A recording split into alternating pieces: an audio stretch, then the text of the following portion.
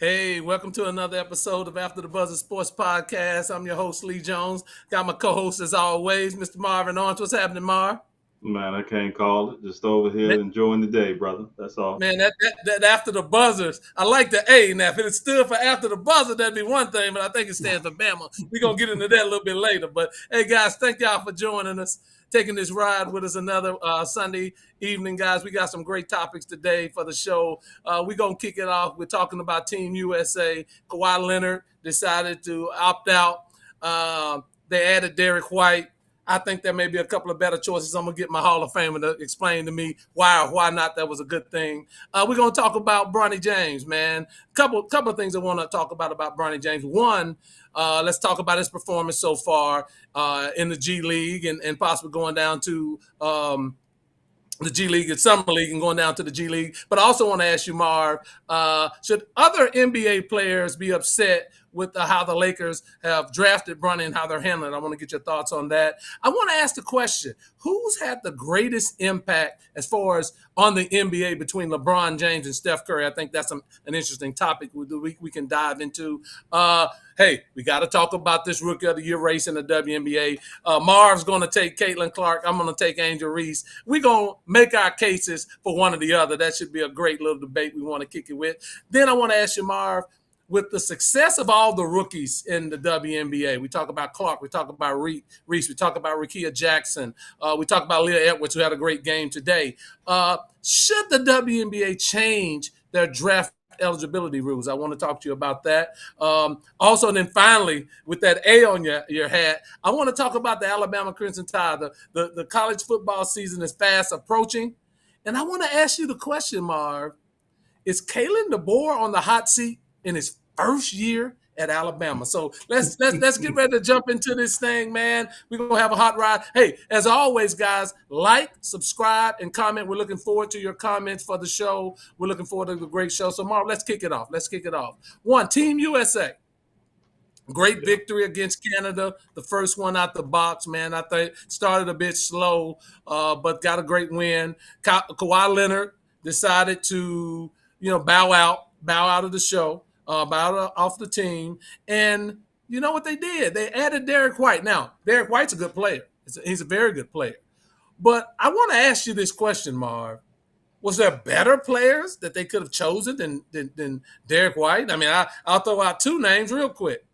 Jaylon Brown, the finals MVP, and then, of course, the main man, Kyrie Irving. Those are two names that come right to mind as soon as I think about it. What are your thoughts about it? Should the Olympic team have chosen Derek White or somebody else, Mark? I mean, I think this is a twofold question, and I'm gonna give you kind of the politically correct answer. I think first, and then I'm gonna ask you what you think, and then I'm gonna go into what I really think is going on here. But yes. Should Jaylon Brown or Kyrie, been on the radar in terms of replacing Kawhi? Sure. I think that's a no-brainer. I mean, if you're going to replace another, 2, 3, 4, Kawhi in some places, why not replace them with someone of the same skill set, someone that can score it as well? I think maybe the thinking could have been with Grant Hill if Kawhi wasn't going to play. And I think maybe the bigger question, too, is have we seen the best of Kawhi? Is Kawhi done? That's really more of a question. But I think Grant Hill's thinking may have been that, at this point, maybe they needed somebody who provided excellent defense. And we both know Derek White is a really elite defender on the perimeter.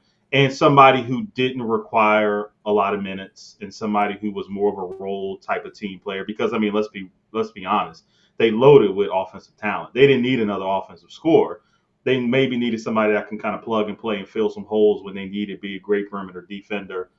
So I can see the pick if you look at it from a basketball standpoint. But I think there might be a little bit more going on here than a lot of people talking about. But I'm gonna put it back to you, Lee, and see what you think about it. A couple of things. One, and you say defensive player. Look, Jaylon Brown's an excellent defender. When you look at Kawhi Leonard, and you look at Jaylon Brown is a better version of Kawhi Leonard at this stage right now. So they could have easily swapped those two out, and it would have been a perfect team. I mean, scoring wise, they're very similar. right? Defensive wise, Jaylen Brown, he's going to lock you up. He's going to play defense. He's going to rebound. Hey, he's a playmaker. He's a scorer. So I just don't understand why that wouldn't have been the obvious choice coming off a finals MVP, right? A finals most valuable player coming off of the season that he just had. He would play in tandem with Jason Tatum and the other guys. I just think that was a natural pick. Now, Kyrie Irving already has been an Olympian, right? You need, in my opinion, on the team, another ball handler would be great. And then the international aspect of Kyrie Irving. He's big over in China. He would have been a great ambassador for the international spectrum of the Olympics if you'd plug Kyrie in there. So I think those two are two obvious picks over Derek White. Of course, I think the Nike situation, I think that's one of the things you want to get into probably, Marv, about how when Nike let Kyrie go, Jaylen Brown came to his defense, and he talked about that was wrong, and Nike is a sponsor of the United States Olympic team, so that could have a lot to do with it. But let me say this, man, that picking Derek, that's nothing against Derek White, the player. I'm not saying anything about Derek White, the player, but man, certainly there were other people that could have played in his place, and certainly those two come to mind. And I think Grant Hill's explanation of it about getting the right fit. I mean, tell me how Jaylen Brown or Kyrie wouldn't have fit in with that team. I think that was him really being ridiculous and trying to cover up for whatever the true reason was for not including Jaylen Brown. Marv, I turn it back over to you. Yeah. I mean, we all know what the true reason is, and you just hit on it. This is political. Let's not sugarcoat this, right? Because if you watch the World Games or the Summer Games, I think it was with Jaren Jackson Jr. and that team, when they got obliterated on the offensive glass against all those higher level European teams, the writing was kind of on the wall that you needed more size. So you get this team right here. Now you full of great scorers. You're full of guys who can put it in the basket, but you're still lacking a lot of size, right? Let's not act like Bam Adebayo is going to be the answer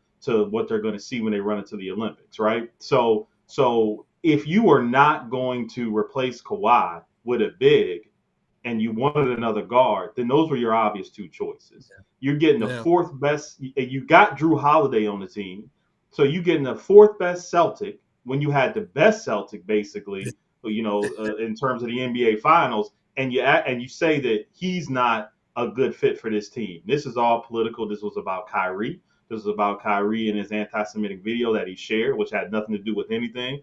And Phil Knight came out and dropped him. And it's real rich that Nike now all of a sudden has ethics when it comes to, when it comes to something. We all know that the history of Nike and how they manufacture. Like, now all of a sudden you got some ethics when it comes to this. So this is all political. Jaylen Brown played on the Adidas network. The Adidas summer tour when he was coming out of high school, he didn't mess with Nike.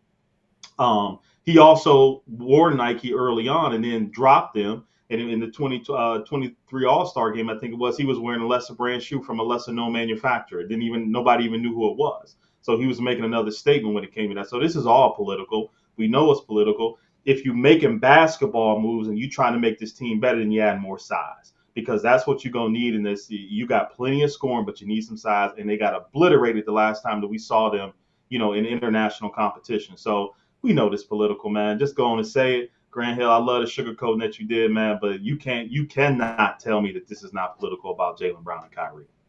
Yeah, ridiculous. Let me catch up. Elliot Lyons, there's definitely appears to be something political going on here with Jaylen Brown. This would have been a no-brainer to add him over an aging Kawhi Leonard. Sandra Keaton, Grant is full of it. I agree with that, Sandra. Normal politics.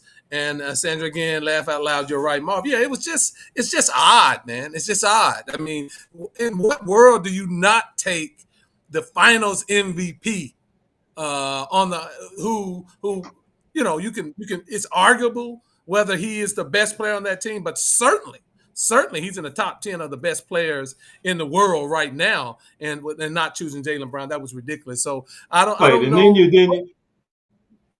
Before you go, then you got, not to cut you off, Lee, but then you got punk ass Stephen A. Smith. Yeah, and I'm gonna say it. Then he decided that he wanted to kind of take a victory lap when it came to Jaylen Brown and say, tell me that I wasn't right about Jaylen Brown when he didn't get picked. Man, stop that. I get sick and tired of hearing him, take his little victory laps because of his platform and all that kind of stuff. Say the real stuff. You don't say it because you paid by the very people that you can't talk about. So don't even sit up here and act like you was right about Jaylen Brown. You wasn't. Everybody who got 2 eyes and have followed this at all knows what it's about. So stop it with all the grandiose that you trying to put out there and say all that stuff about Jaylen Brown. Man, you a punk for that, Stephen A. That's all I have to say. Shameful. Uplift a brother that doing everything right, that you would want your kids to be seen as a role model, that's a role model for young black people and all black people, and then you taking pot shots at this guy like that, man, that's shameful. And I agree with you, Marv. It's very shameful. And again, we know you got your platform, but man, use it for some good and quit dropping things on people to make our people look bad. Excellent point, Marv. And let's roll into our next topic, man. Bronny James, man. We Bronny out there doing this thing in the summer league. I want to get your comments about his play so far because I know you got some comments about that anyway. And then I want to ask you, Marv, should the other players in the NBA be upset with the Lakers for even signing Bronny? Do you think that's you're locked into the NBA? You got people that are tied to some of the NBA teams. So give me the pulse of it, and I also want your opinion. But one, should the players be upset with this signing? And two, what are your thoughts on Bronny so far, his play? I know we talked a little bit about it earlier in the week, so I wanted you to get the audience your thoughts, and then I'll come back with mine. If I'm speaking from a player perspective, and I know a few guys that are coaching actually in the summer league right now that are NBA assistants, and you'll never hear players be mad that a guy got some money or got signed or whatever the case may be, because it's just such a small fraternity. Not many of us had the opportunity to even get paid on the scale that Bronny's getting paid on. So I think you see most players are like, all right, we know who his daddy is. If he can get the money, good for him. But that doesn't mean that player's not going to come out there and try to embarrass him. I mean, that's kind of the way that you make a statement about how you really feel about it. But I don't think anybody's mad that Bronny got signed. I mean, again, we kind of beating the dead horse here. We all know what this is about, and I love to hear you, Lee, and all the pundits, and we talking about Bronny. We talking about Bronny like he was the second pick of the draft, man. There's SportsCenter leading off with his 3-point performance, and then we want to talk about the 5 rebounds and 3 assists and the 2 blocks, like he's dictating the basketball game, right? I'm cool with it, man. But the kid will start the season with his dad. He's going to start it on the bench. He's going to play a couple of minutes just to fulfill what everybody's been wanting to see. And then he's going to have his ass down in the G League where he belongs. And you might not ever see him on the court again. That's just kind of that's kind of the way I feel. Because if you watch him in the summer league, sure. Is he a good defender? Yeah. Is he elite? Hell no. There's nothing elite about him defensively at 6'1". Again, I've asked people to tell me this, and I still haven't gotten a good answer because all y'all like to call me a hater, but I still hadn't got a good answer on a 6'1" elite defender in the NBA. I still haven't got a good answer on somebody who changes a basketball game at 6'1" defensively and consistently knocks down shots to keep them on the floor at 6'1". Nobody can name one for me. And don't give me Pat Bev. I don't want to hear Pat Bev. Give me somebody that changes the game and affects it. And Bronny just doesn't. I'm not mad at the kid, but facts are facts. We can have different opinions, but we can't have different facts, man. Look, you and Marv, but see, the problem I have with you and other people as well, look, is he not shooting the ball well right now in the summer league? Yeah, I don't think that's an understatement, Lee. Not shooting the ball. He's made no threes. I thought he was a 3-and-D. He had no threes. Connect's first 2 games, he shot terrible. He came back this game in Las Vegas. He did shoot the ball well. But let me say this, Marv. Look, the guy is stuffing the stat sheet. You don't give him any credit for playing good defense, for having assists, for blocking shots. You don't give the man any credit when you have a summer league where people are just out for themselves to try to prove themselves for these NBA teams. Ain't nobody playing team basketball in the summer league. Every time they get the ball, they're going to shoot. It's not a team game. There's not a focus on team basketball. And Bronny's out there just learning to play with other NBA caliber players. There's nothing wrong with that. As far as him going to the G League ball, Marv, a couple of stats for you. 14 of the 30 first-round draft picks that were drafted last year were assigned to the G League. So going to the G League is not a problem. There, people, and these were of the 30 first-round draft picks last year. 14 of them was assigned to the G League. So him going down to the G League, I know a lot of people saying, he said he would go down to the G League. That's okay to go to the G League. You can develop your craft going down to the G League, right? Look, people that went, Eric Bledsoe, Rudy Gobert, Jordan Poole,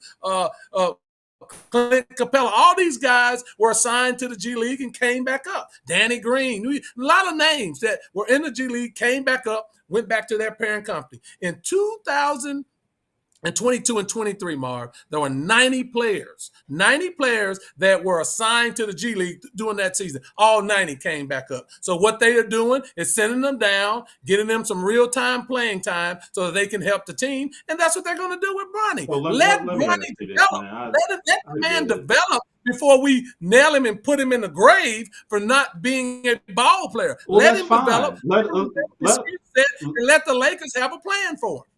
Well, let him develop. Let's stop acting like let's stop acting like he's a first round pick.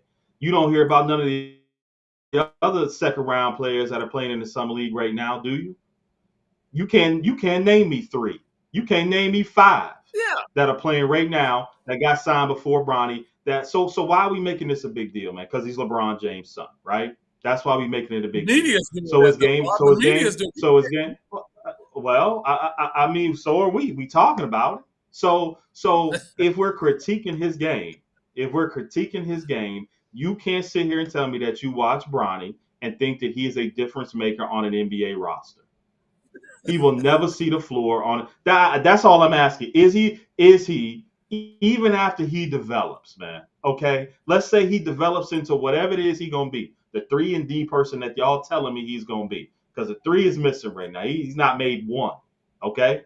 All right. So even after he develops this, you see him on an NBA roster making some type of contribution. I think I can, Marvin. Look. Playing in the G League and playing in the NBA, 2 totally different things. Playing in the summer league. These guys are not playing team ball, Marv. They're out there just getting their shots. So he can play a role. That's more of similar to the rest of them playing a role. He can play a role. Let him get down. Let him get his shot back. Let him get his conditioning down. Let him learn the flow of the game in the G League and come up and help the Lakers team. Let me get a couple of comments in here because I want to get, hey, Lee, this is Elliot Lyons. Hey, Lee, you can confide in us. We're your friends on here. How much is Bronny paying you to advocate for him? The kid needs to develop his skills in the G League, and he wants this. Look, Elliot, look, man. Look, I'm just calling it like I see it because too many people won't give the kid a chance. Sandra Keaton, that's it. Give the kid a chance. Absolutely, Sandra. Because, look, he's no different than any other second-round draft pick that is trying to develop and make their way back to the main league. Sandra, Mr. AG, thank you for the shout out about the T-shirts. I'll make sure I get one sent to you because I know you're a loyal supporter. But what chance am I not giving Bronny? That's what I don't understand. You asking me to talk about his basketball prowess. That's what you asking me to talk about. And when I watch him on the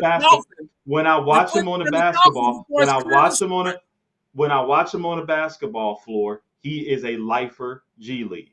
Okay? I don't care what you tell me about the development of his game. He is at 6'1", you will never be an elite defender on the NBA level at 6'1". There's very few that can take that and you can say they were elite at that. There's not many. And you can't name me one off the top of your head. You can't name me one in there. You've ascertained all of that from 3 summer league games, Marvin. No, I've ascertained that. I ascertained that from his high school career where he averaged 13 points and he was very mediocre. And you wanted to tell me that he played with a whole bunch of NBA talent on Nevada Sierra, wherever he played. But if you are the alpha, then you are the alpha of the NBA talent that's on it. He never was the alpha. He went to USC. Now, granted, he had the heart condition. I'm glad that he's healthy. But nobody ever saw what all of the rest of you seem to see from Bronny. He's not a bad kid. And it's okay to get your money. It's okay for dad to put you in the position that he's put you in. And it's also okay for you, just talent-wise, not to be there. It's okay. Just say it. I think what most people are saying is what Miss Keaton said. Marvin, if 14 of the 30 first-round draft picks last year went to the G League, they were assigned to the G League, and they had time to go to the G League and develop their game and get better, why can't we give that to Bronny? Why do we nail the nails in the coffin with him and say he's trash and he can't play? Elliot Lyons. Why do we say never said the kid was trash. Give him the same opportunity that 14 first rounders last year is getting by playing in the G League and getting better. That's all I'm saying. It's only 2 rounds in the NBA draft. Anybody who's ever been around the NBA for any significant time know that after pick 20, you're not guaranteed nothing. Everybody knows that. Okay. So him going down to the G League, it is what it is. I'm glad that he can go down to Cooper didn't average 20 points. Come on, man. I can't even dignify that with a response. If you're talking about the kid that's going to Duke, man, just stop. So everybody. Hold on, Marv. No, stay right there. That's a fair point, Recycle Me, because Marv, you're talking about points. Cooper Flagg didn't, and he played with four other five-star players. That's an excellent point. I am not talking about points. I am talking about when you watch a game, there are people that just stick out to you. And if you watch Cooper Flagg, are you telling me with a serious face, because he's not averaging 20, that he's not the best player on the floor? Is that what you're telling me? Your eyes tell you because he don't average 20, he's not the best player on the floor. You're the ones quoting numbers. I mean, I hear people all the time. Vincent Lyons, thank you for pointing in. I say everybody quoting numbers about what Bronny averaged in high school. Well, he played with 4 other 5-star players. Same way with Cooper Flagg with Mount Verde. He played with 4.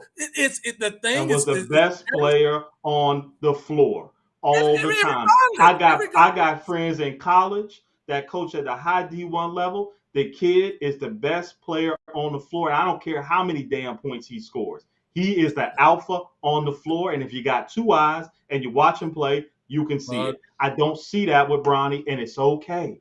It's all right. And if Bronny, you will not give this kid a chance, and I don't get it, and others won't. It's like we're comparing Bronny as if he was a first-round draft pick. Your point is well taken, Marv. He is a second-round draft pick. However, he's LeBron James' son. So that's why the media coverage is there. But give him the same grace that all other players get as they try to develop and make the league. I like the fact that Bronny said, I don't mind going to the G League. I don't mind playing in the G League. He ain't got no damn choice. What are you going to say? I love that fact. He ain't got a damn choice but to go to the G League. And anybody that scouts professionally for a living will tell you the same damn thing. He got a contract because his dad is LeBron, and it's okay, everybody. I'm not hating on that. But we talking about the game. And I'm not hating on the kid, but I'm hating on the game that you guys have put out here saying give him a chance to develop. What is he developing into at 6'1"? On that level with a questionable jump shot at best. You keep saying, what is he's only played 3 NBA games in summer league. Let the kid develop. Elliot's talking about he doesn't have the talent. We don't know if he has the talent right now. But what we do know is let him develop. Last week I gave you comps to players that were drafted at the same spot that got guaranteed contracts that were signed to their team. Don't move the goalposts, Lee. I don't care about the contract. Don't care about the contract. I'm glad the kid got his money. Glad the kid got his money, man. We have to give him for him have gotten, and we're just not doing that. We're just not doing that. What we're saying is he can't play. He don't have any talent compared to what off of 3 summer league games. That's not fair, and that's not being true and doing justice to the kid. Let me close this to make sure everybody understands. Never said the kid couldn't play. I said the kid could not play on the NBA level and make an impact. That's what I said. So I never said the kid can't play, but we're talking about a totally different level when you're talking about somebody playing on the NBA level and making a contribution. At this point, right now, from what you see, you can't tell me with a straight face that that kid could be on an NBA roster and make a contribution. That's all I'm saying. Now, if he goes to the G League, I can tell you with a straight face. I am telling you with a straight face. I'm looking forward to his development, and I want to make sure that everybody knows this, that the kid will contribute to an NBA team. Now, when that happens, how soon that happens, that's debatable. But there's no reason to think that he can't do it. You're just saying that Marv off of 3 summer league games, and others are saying off of 3 summer league games. When I think if you were honest to yourself, he had a good all-around game, and he showed flashes of what he can do as he keeps developing. Thank you, Miss Sandra Keaton. So I'm gonna leave it right there for now. Of course, we got time to see this thing develop. We're going to continue to monitor him, and I'm sure we're going to continue to have these conversations. I'm gonna catch up a few. Recycle me. He had a beast on the floor with the center and being a good point guard. I like that. Bronny James has never been the alpha on the floor at any level. He does not have a choice. The kid is not ready. I just spent 2 weeks in LA, and they all know it. Come on, Vincent. I mean, yeah, I get it. He's not. He needs to develop. But as I just said, 14 of the 30 first-round draft picks needed to develop too. Why not give him the same grace? I don't buy that one. I don't buy that one. We're going to move on, Marv. Look, one of the things that I really want to get your opinion on, Marv, and the audience, thank you guys for all the comments. Please keep them coming. Please like, subscribe, because, guys, this is what we do every week, and we enjoy it with you all, and we enjoy y'all taking a ride with us. I got to thinking, with Steph Curry and LeBron James, their careers have paralleled each other during this time. It's been both of them. Both of them have 4 championships. At any time, there have been people that said LeBron was the best of this era. Others have said Steph was the best for this era. I don't want to so much. I want to look at it in totality, Marv. The impact on the NBA. And your impact may be different than mine. Some of the audience's impact may be different than others. But if you're picking LeBron or Steph, who's had the greatest impact on the NBA overall? Marvin, I'll kick it off with you. So let us know what you think. Yeah, I mean, that's a tough one. But if we're talking about just impact on the way the game is played and how the game has shifted, I mean, I think it's a no-brainer. You got to go with Steph, right? So LeBron came in with a combination of size and speed and strength in which we probably had never seen. And it was inherent to him, right? This is something that he was born with. This is something that you just can't really teach, right? You always say in the NBA, you can't teach size. The skills and the IQ and the acumen that he had, the things that you really can't teach, right? But did he really change the way the game was played in the NBA, on a team by team, season by season basis? And I would say no, unless you want to add into the fact that a lot of all-stars in the Eastern Conference left, and went to the Western Conference for about 15 straight years to avoid kind of playing him. I mean, that's a different conversation. But you got to remember when that dynasty started with Golden State, I think it was 2015 when they started reeling off some of those things, the NBA was averaging about 22 threes a game. I think that Warriors team that year averaged about 27, 28 threes a game. You fast forward about 10 years later, the NBA has shifted to averaging almost 35 to 37 threes a game. If you watch Boston in the beginning of that NBA final series, they started off the game with 10 straight three-pointers to start the game. Like, the game is completely shifted because of the way that Golden State kind of played and Steph's ability to stretch a defense and to make teams have to guard you well beyond the three-point line. It's changed the way that everybody in this league has approached offense. It's changed the way teams have started their offenses. It's changed the way teams have drafted, right? You've seen kind of the evolution of players from centers to all of these different people. The evolution kind of happened. So if I'm asking who changed the game the most, it's got to be Steph, just from the 3-point standpoint and what he's brought to the NBA. And he's changed the way the whole league has seen the game, the way that they play it, and also the way that they approach offense. Wow. So I didn't hear you. Are you saying it's Steph over LeBron? That what you're saying? Absolutely. If you're giving me those two, yes, absolutely. Wow. That's interesting. That's interesting. Look, I love Steph Curry. I think to your point, shooting wise, I think he ushered in a different era of of you know what the NBA is. But it's clearly LeBron James without a doubt. I mean, look at LeBron James, man. He went to 8 straight NBA finals. 8 straight. 8 straight. I mean, his impact on how people look at the NBA as far as continued excellence, there's none better. There's nobody better in the history of the NBA when you talk about LeBron James and having continued excellence from the time that he came into the league up until the time right now in his 21st season. No one. You look at Steph Curry. Steph Curry in 4 of his championships, in 3 of them, he wasn't even the NBA the Finals MVP. He wasn't. So in those series, he wasn't even the best player on the court. How can Steph have had that type of impact when he wasn't even the best player in the finals? Now, the shooting, I give you that. I give you the shooting.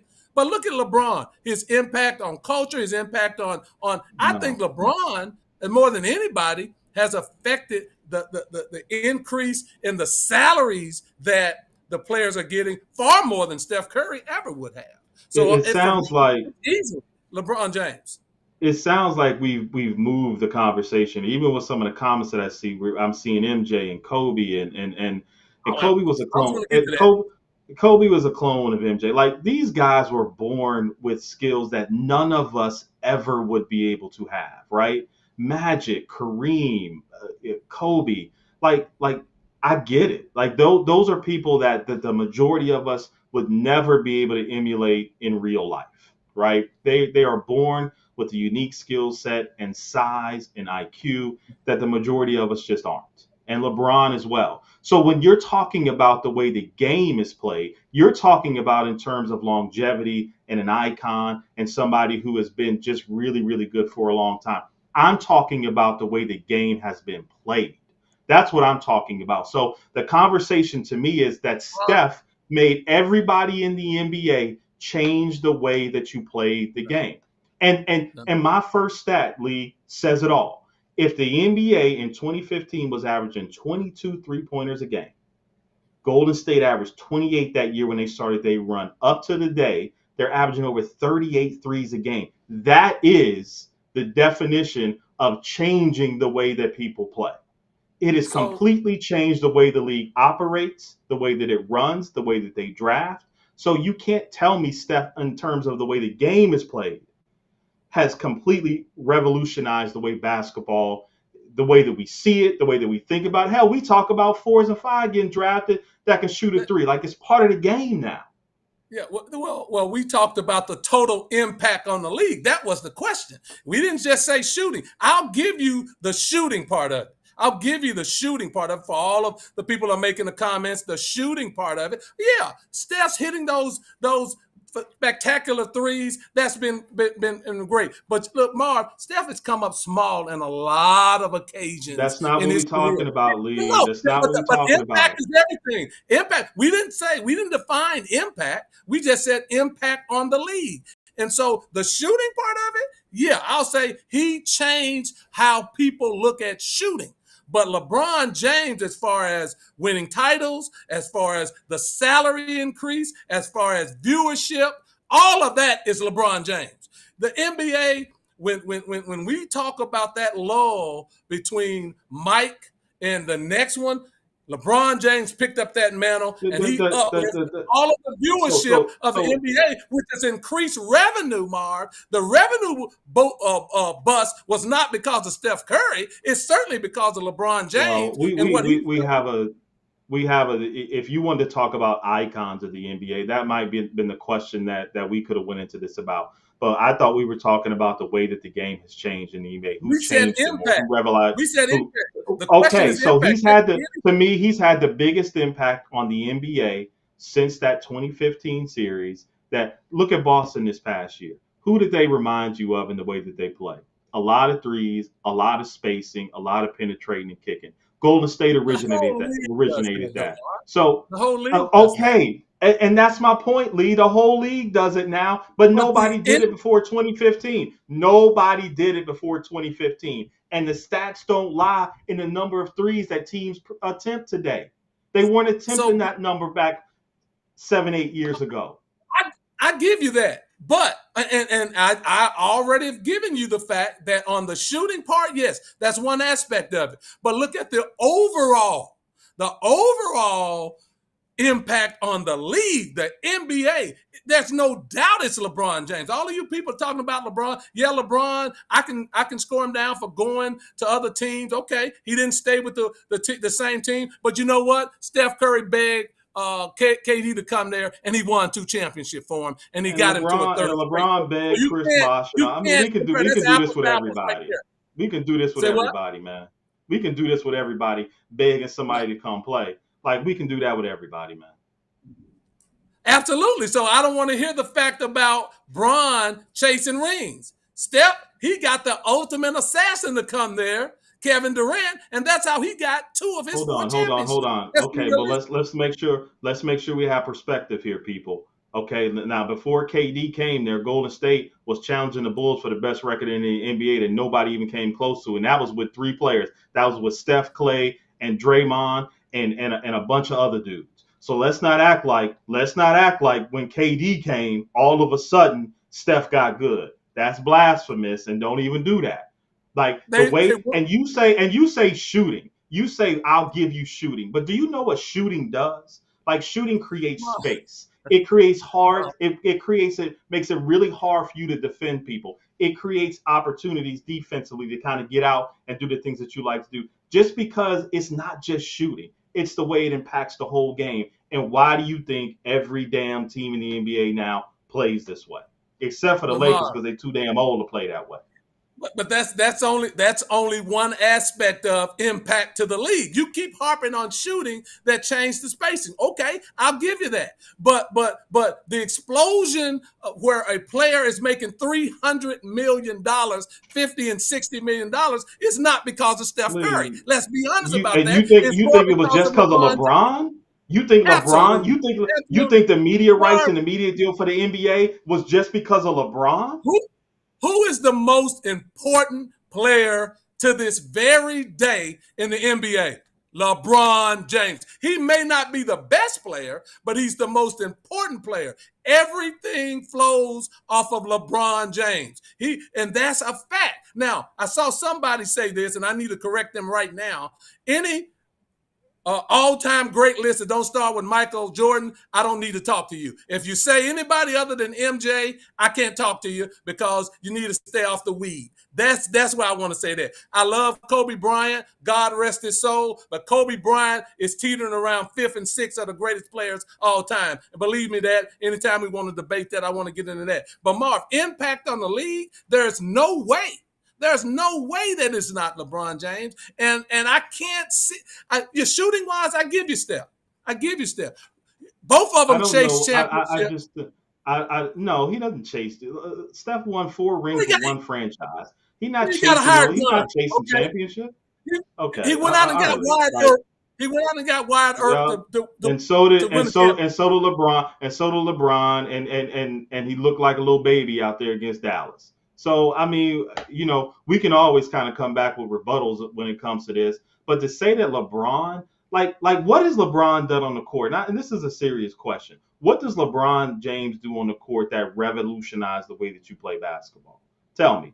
Don't talk about the icon and all the things that he's done off the court and all the monies that he's made. Okay, great. Well and good. Tell me what he's done as a player on the court that has changed the way people play basketball. Because don't talk about a skill set, because the skill set was born. He was born with that skill set, right?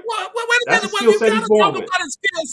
His skill set is far superior to Steph Curry now. I asked you what he's done. I've asked you what he's done to revolutionize the game of basketball. That's what I've asked you. Mark, when we talk about revolutionizing the game, I gave you that. But we talked about, the question was the impact on the league, not revolutionizing the game. That's part of it. That can be one aspect of it. But the impact on the league, there is no doubt in my mind, and it shouldn't be of anybody's mind, that LeBron James took the league, grabbed it from MJ, and brought this boom of TV explosion, advertisement, big salaries is because of LeBron James. It's not because of anybody else. There's no question that that's the case. That's a debate for another day, because I think you might be really surprised with the way that debate might go. So that might be a debate we need for a later day. All right. I love some of the comments, John. Stephen Curry, 4 rings for one franchise.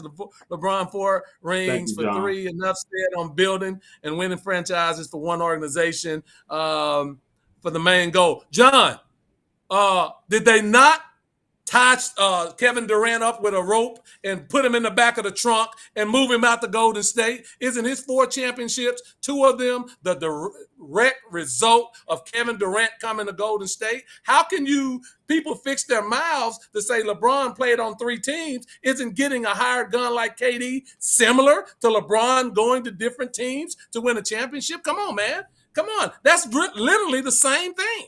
So don't give me that he moved around the teams without saying that they got Kevin Durant. Come on, guys, stop that. That's the same thing. So any closing remarks, Marvin, before we move on to our next great topic?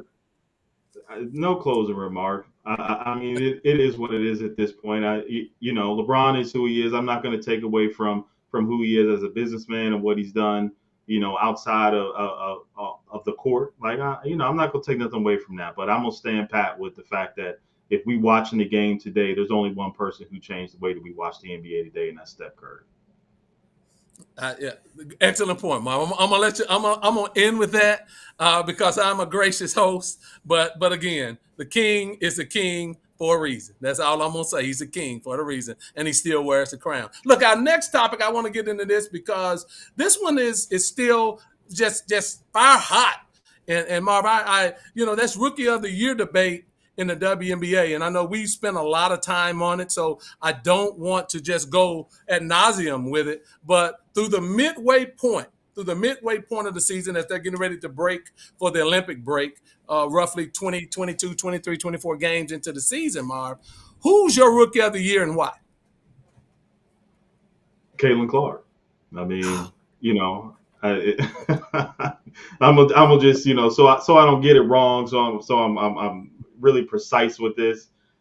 Top 20 in scoring, top 25 in rebounds, second among guards in rebounding in the league, number 2 in assists per game. She became the first rookie to record a triple-double, fastest player in the WNBA history, 300 points, 100 rebounds, 100 assists. She's also averaging 35 minutes a game, which at the point guard position is really, really strenuous to do. She's number 1 in the league in points created, 713, but scoring and assists, right? Her role is way more challenging than Angel Reese from the point guard spot. We all know that forwards, 3, 4, 5s, they operate within like the play finisher rather than the play creator. So anybody that's played point guard will realize how hard it is to play point guard at that level and to have all the responsibilities she does. She's more efficient of a scorer than Reese. Her efficiency rating is higher. It's at 50.2 versus 42.2 with Angel Reese.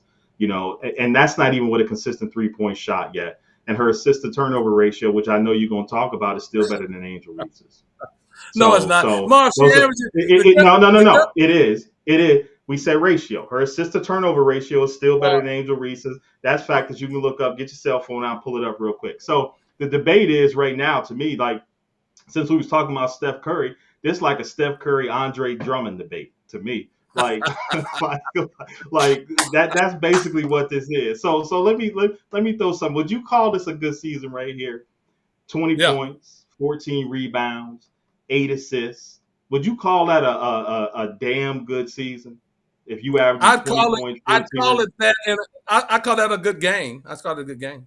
No, if somebody averaged that during a season, would you call that a damn good season? 2014 and 8 during the season. Yeah, if they average it during the season, yes. Okay, all right. So Sabonis for Sacramento averaged that during the season, right? That's what he averaged for the season, and he still only made third team All NBA. And Shea Gilchrist, which we love, but he averaged 36 and 6. So what it tells me is that rebounding, isn't as important as you think it is. Because if it was, there's no way Sabonis isn't a first team All NBA averaging 20, 14, and 8 on a season. There's other people that are better than him in rebounding and assists. But Marv, can I ask you a follow-up question? For all my Caitlin Clark people, and I like Caitlin Clark, I love her as a point guard. What categories does she lead the WNBA in? Any categories? What does she lead the WNBA in? Any category? Turnovers. Turnovers. That's the only thing she leads the WNBA in is turnovers. Well, Angel Reese leads it in rebounds. She's playing 35 minutes a game. Okay. Angel Reese leads it in rebounds per game, total rebounds, offensive rebounds, total rebound percentage, offensive rebounds. She's going to break the record for most rebounds in a WNBA season of any player. She's doing historic things, not to mention the 15 straight. She's doing historic things rebounding wise. It doesn't matter. Don't say historic things. That's one thing. All right, that's not plural. It's one thing. She's doing one thing Caitlin really Clark historic. doing that's historic. She's number 18 in scoring, of which people look. What Caitlin Clark did coming out of college that was the best was her scoring. She averaged 28, 29 points a game. And everyone thought that was going to translate into the NBA. She's averaging 16 points a game, Mark. And so the thing that she did the best coming out of college, she's in the lower tier of the NBA. Well, she's 18. She's not in the lower tier. What Angel Reese did best coming out of college, she did, she's number one. And she's on an all-time trajectory as the best ever. You cannot give it to a person that is even doing the league. We can't do trajectories. We're not doing trajectories here, Lee. So you gave me one. So you gave me one category, which was rebounds that she's leading the NBA in. So I'm gonna give you a category that Caitlin Clark does. Assists. We 1 for 1. Okay. No. We're not 1 for 1 because we are 1 for 1. Her assist is first of all, she's not leading the league in assists. She's second. She's not leading the league in assists. She is after today. She's leading the league in assists. And her turnovers, I saw someone said that she has the ball in her hands 90% of the time. Take it out of her hands because she turns the ball over too much. 92%. She turns it over too much. Anybody that's played point guard, realizes how hard. Anybody that plays point guard realizes how hard. Then don't play point guard. Then don't play point guard. Win shares, which is the two most dominant categories of any player in any league, is player efficiency, which Angel Reese is number 1 of all rookies, and win shares, she's number 1. Those are the two most dominant figures when we're talking about individual stats.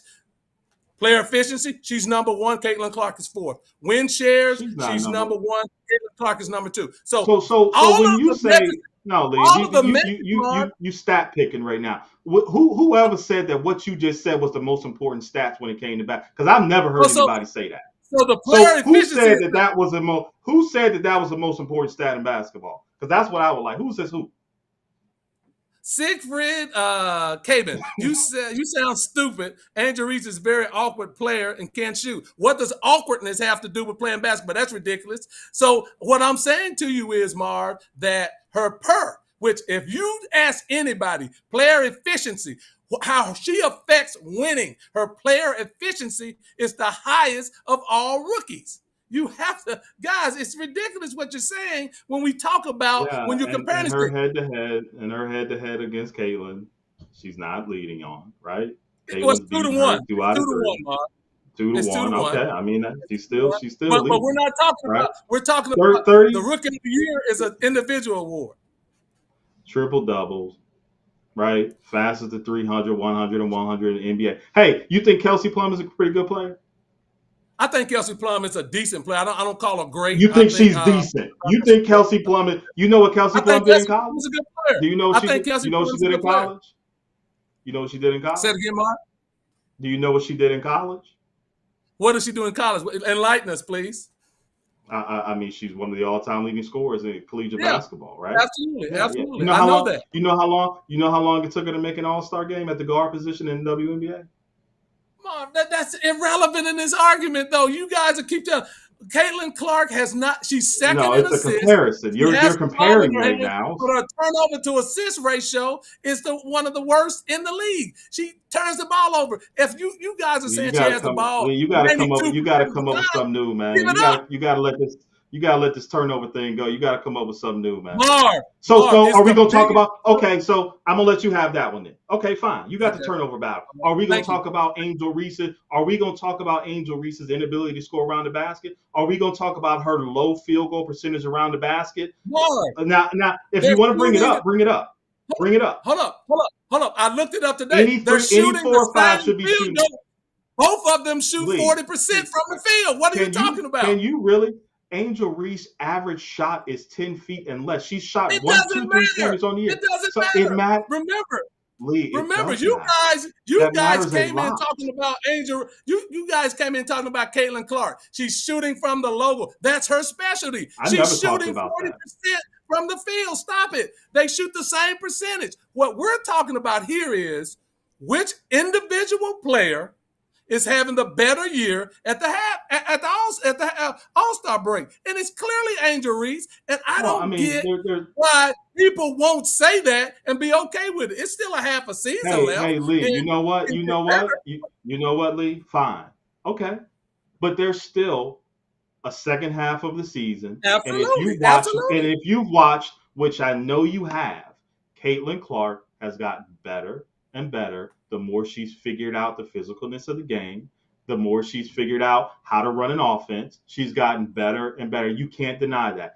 I don't even think by the end of the season this is going to be close. Caitlin Clark going to win Rookie of the Year, and she's going to be deserving to win it. She's going to have a better record head-to-head against Angel Reese. Angel Reese is barely shooting over 40% at a 4-5 spot, which is atrocious. 4s and 5s are, if you're not shooting 50 or better, that's atrocious, and you know it. So if you want to give me the turnovers with Caitlin, I'm gonna give you that. Is it atrocious to shoot 33% from 3 when you're supposed to be a sharpshooter or a sniper? It's the same. Dr. O, you said I can't be a hypocrite, but I'm not. I'm using apples to apples. What they came in doing the best, what we thought they were going to be when they came in, who's doing it better? That's the argument. Caitlin Clark was supposed to be a sharpshooter that shoots logo threes and scores. She's not doing that at an all-NBA pace. Angel Reese leads no rookie does. And if anybody thought, and no rookie does, Steph Curry came to the NBA and couldn't hit the side of a bomb. No rookie. I never said that. I don't know who you guys is. I never said that. I played the position. I know how it works. I never said that. That's what you guys said. Y'all said coming into it, she was going to be this sharpshooter. Look, it's okay. Kalen is having a good year. We're not saying that she's not having a good year, but if you're trying to tell me she's having a better year than Angel Reese at this point, that's ridiculous. Nobody. So we'll give you Angel Reese is having a better halfway point. Absolutely. There's no doubt about it. She's having a better halfway point, but that doesn't win you Rookie of the Year. And everybody knows what Kalen has started to do. This won't even be a conversation coming into the season. The ball over. I could see Angel Hey, everybody Reese out there, just remember this conversation. This won't even be one at the end of the season. Look, I can see Angel Reese going on another 15-game double-double streak. The double-double streak is historic. She's had 16 double-doubles in her first 22 games. In the NBA and WNBA history, only one other person has done that. Shaquille O'Neal. Y'all need to stop it. Stop it. Let's go on to the next subject. I love this. This is what I love because I can't get why people just won't tell the truth. If you love Caitlin Clark, love her. Angel Reese is having a pretty much like people can't get that you won't tell the truth about Bronny. I guess it's the same thing. Caitlin don't have time to develop, but Bronny does. It's the same thing. Tell the truth about him too then. Because if you're not telling the truth, then you can get why we won't tell the truth. Marv, the WNBA. This boom with Caitlin Clark and Angel Reese, the Rookie of the Year, and Rickea Jackson and Aaliyah Edwards got me to thinking. The WNBA's eligibility for the draft, you have to be 22 years old or finish your senior year of eligibility. Isn't that with 2 teams coming into the league, one coming in next year, and then one coming in 2026, Golden State and Toronto, isn't it time for them to look at their eligibility standards and let some of these dominant players that are in the league right now in college basketball come in early? Marv, what are your thoughts about that? I mean, yeah, is the rule a little bit antiquated? Sure, but I don't think that they have the infrastructure to support, bringing in young ladies early into the WNBA because remember, there's not a lot of spots available because they don't have many teams. So you've got people that are already under guaranteed contracts. You've got a lot of deficiencies that are kind of working against you when it comes to the WNBA. And look, let's be frank with the I mean, Caitlin Clark, 73,000 in her rookie deal, right? I'm just bringing her up because she just came to mind. Why would if you're in collegiate basketball with the NIL and all the opportunities that you have now at this point, why would you leave? You're making more NIL deals. I mean, like Angel Reese last year, she made over $1 million. 836 Flage, her teammate made 836,000. Why would you leave? You're making more in college than you would in WNBA. So until they can support an infrastructure that makes it worth leaving like the NBA does, yeah, it makes sense for WNBA. I mean, for NBA players to be able to leave because they can get paid. Rookies making $10 million a year, like that makes sense. But for the WNBA, they can change it just to say that there's an opportunity there. But I don't even know if most people would take it because you don't have enough teams to support having that level and that amount of players enter an NBA draft per year. You just don't have it. Do you think, Marv, and that's a very good point, especially about the one about the NIL in college, because I do agree with that. To your point, hopefully with this new CBA, those salaries go up. But what I see in the WNBA, and I watch a lot of games, the bench depth is poor. The bench depth is poor. And I think with the new teams coming into the league, allowing underclassmen to get into the league would be a great thing. Look at Juju Watkins. When she comes in the league, she's going to automatically be one of the best players in the WNBA. Her game translates to the WNBA more than any of the rookies that came in to the league. It translates more than any of them. Instant star, instant one of the faces of the league. Paige Becker, shot 50%, 53% from the field. The guard play in college, tremendous. The Hannah Hidalgo from Notre Dame. Excellent guard play. And what's the young lady name from LSU, Marv? I think her name is Flage.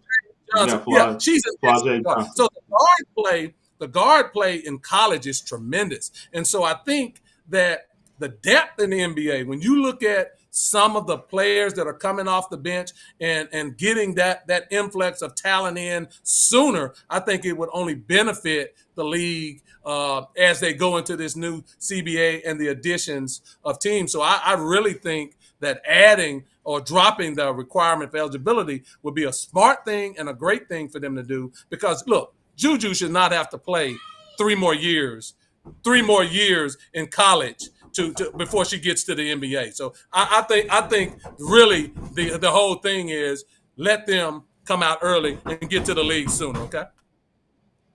Yeah, I mean, I think your points are valid for sure. But those are the outliers, right? Paige and Juju, and they're gonna make it regardless. I don't care when it is that they decide to come out. But the depth is an interesting thing that you brought up in the WNBA. I think that college is probably the best farm system that we have for college athletes making it to the professional. They do a great job of developing players in the collegiate ranks. Look at Dawn Staley and some of the young ladies that hasn't been the ages. They're filtered all throughout the WNBA because they've developed. And when you watch the WNBA game, it is more in terms of pure basketball. It's more of what we remember as being kind of pure because it's more fundamentally sound and more developed in terms of the way they play. So, I mean, I get it. I just don't think that they can support it because there's not enough teams. Like you said, and people are still under guaranteed contracts, and you're going to have a lot of players that come out that don't end up getting drafted because you can't make room for them on WNBA rosters, and they don't have a G League. They don't have those things in their favor. So, I just don't. They're just not ready for it. Yeah. Well, look, man, we're at the end of the show. I wanted to get into this Alabama thing with Kalen DeBoer. We'll do that next week, Marv, because I see some cracks in the armor. Look, guys, it's been a great show. I love it. Great comments, you all. I appreciate all the comments. Some of you are kind of delusional with your take, but I love that. I like getting into that kind of stuff. But, Marv, any closing? I'm going to do mine first, and then I'll let you close. NFL Pro Bowler, Jacoby Jones, died last night. He was a Super Bowl champion, NFL Pro Bowler. I wanted to give a shout out to him and his family. Great young man from everything that I've known about him. I know some people that know him personally. And I just want to say a Godspeed to the family, grace and mercy. And just wanted to give a shout out to his passing because, he died way too soon at 40 years old. So I want to say that, Marvin. Yeah, I saw that today. That was definitely tragic, unexpected for sure. Just on a lighter note, I know you got some Seattle ties. I know we got some people that listen to Seattle or that are from Seattle, got some ties. I know that you know that Kalen DeBoer can coach. And just in case you guys haven't realized, just in case you didn't realize, Alabama now is #1 with the recruiting class. So don't kill us off quite yet. All right. So don't. Yeah, I know you're waiting for the downfall, but it's not coming. And we're gonna get into that a little bit later on. So we roll gonna get tide. into that. Number one in recruiting right now. Just went on past Ohio State. So keep the hate. It's real.